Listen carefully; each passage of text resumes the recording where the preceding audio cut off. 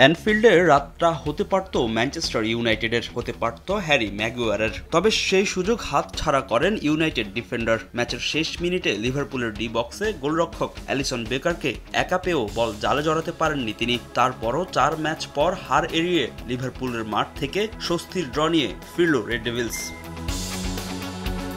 অ্যানফিল্ডে ভারী তুষারপাতে ম্যাচ মাঠে গড়ানো নিয়ে দেখা দেয় শঙ্কা। তবে শেষ পর্যন্ত নির্ধারিত সময়ে শুরু হয় খেলা। ম্যাচের শুরুতেই চিরপ্রতিদ্বন্দ্বীদের চেপে ধরে লিভারপুল। কোডি গ্যাকপো, ম্যাক অ্যালিস্টাররা সুযোগ নষ্ট না করলে প্রথমার্ধেই এগিয়ে যেতে পারত অলরেড। সুযোগ হাত ছাড়া হয়েছে ম্যান ইউনাইটেডেরও। রাসমুস হয়লুন্ডের শট ঠেকিয়ে দেন অ্যালিসন বেকার। অ্যানফিল্ডের ম্যাচের রোমাঞ্চ জমা ছিল দ্বিতীয়ার্ধের জন্য।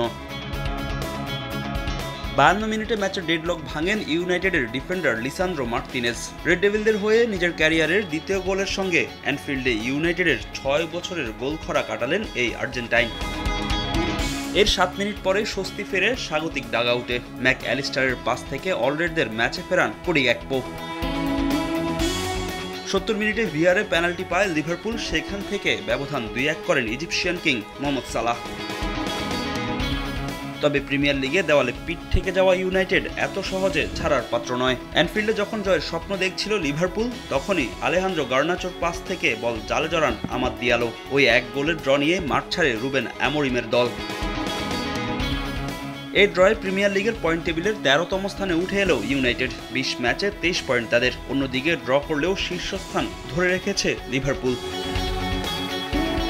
অন্যদিকে কাতারের দোহায় ইতিহাস গড়ল ফরাসি চ্যাম্পিয়ন পিএসজি। ফ্রেঞ্চ সুপার কাপের 13তম শিরোপা ঘরে তুলল প্যারিসিয়ানরা।